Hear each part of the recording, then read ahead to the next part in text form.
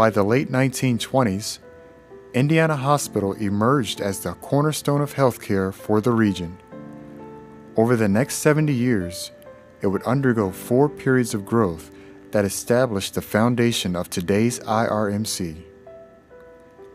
Despite the stock market crash of 1928 and the Great Depression, Indiana Hospital continued to grow to better serve the healthcare needs of the region. With the growth of prepaid hospitalization and health insurance in the 1930s, a wave of expansion began as hospital admissions increased. To respond, the Junior Auxiliary was formed with an emphasis on providing support for children and maternity cases. In 1931, the first new wing was added, increasing capacity to 154 beds. A major supporter of the expansion was John G. McCrory, president of a chain of 5 and dime stores. At the same time, the Dixonville Hospital closes and donates its equipment to Indiana. Membership in the Hospital Association of Pennsylvania and its first electrocardiograph machine followed in 1934. But the hospital was not large enough to apply for interns or to issue diplomas to its nursing students. John S. Mack, president of G.C. Murphy Company, became a driving force to address this deficiency.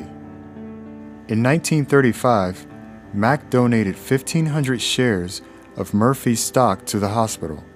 1937 saw the opening of a new nurses' home that included a dietetic training kitchen.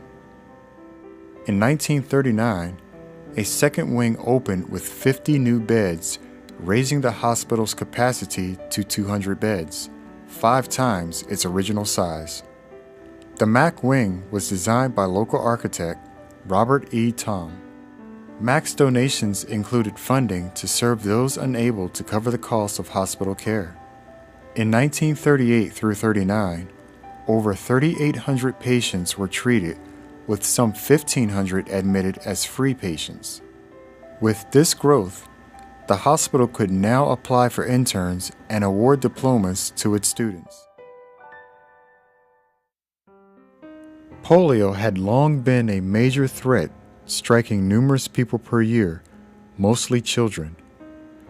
President Roosevelt was a victim of the disease. To treat its victims, the hospital acquired its first iron lung in 1942 with the support of community donations.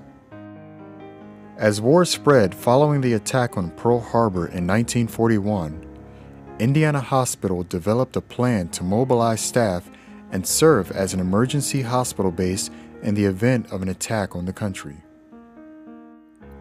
With the post-war period came the baby boom. As the population grew and medical advances occurred, the hospital entered a new period of expansion. In 1958, a 10-year modernization program began with a new diagnostic and outpatient wing. Then, in 1966, a 3rd floor was added to this new wing for maternity cases. The new wing would include radiological and fluoroscopic services, surgery and recovery rooms, the kitchen and cafeteria, and other facility support areas. With continuing advances in medicine and the launch of Medicare, the late 1960s saw Indiana Hospital establish in-service education for nursing and compliance training. As a result, the nursing school gained recognition and accreditation from the Board of Diploma Programs of the National School of Nursing. On July 30, 1970, the Visiting Nurses Association was officially organized under the sponsorship of the Alumni Association of the Indiana Hospital School of Nursing and the Women's Civic Club of Indiana. The program would provide at-home services and enable many to remain at home while receiving medical treatment. On Thanksgiving Eve, 1976, a fire struck the nurses' quarters, destroying the complex. While there were no serious injuries, changes in nursing preparation would see the closing of the school. IUP's growing nursing program would fill the gap and become the region's main area for nurses training. The hospital continued to grow, and in 1976, ground was broken for a new 7-story addition called the Tower. In 1979, patients were transferred to the new facility and renovations of the older buildings began. Growth continued in the 1980s with a diagnostic facility in Blairsville, along with the Cancer Treatment Center, the Indiana Dialysis Center, AGH, a partnership with Allegheny General Hospital, and a new maternity facility providing family-centered care.